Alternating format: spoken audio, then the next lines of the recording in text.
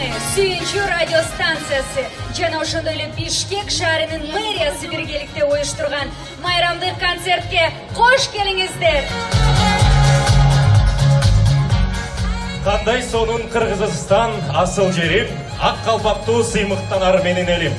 Тоолору бар бийик асман тиреген, бул, торгой, бүт канаттуу үн салат. Ассаламу алейкум жалпы кыргызстандыктар.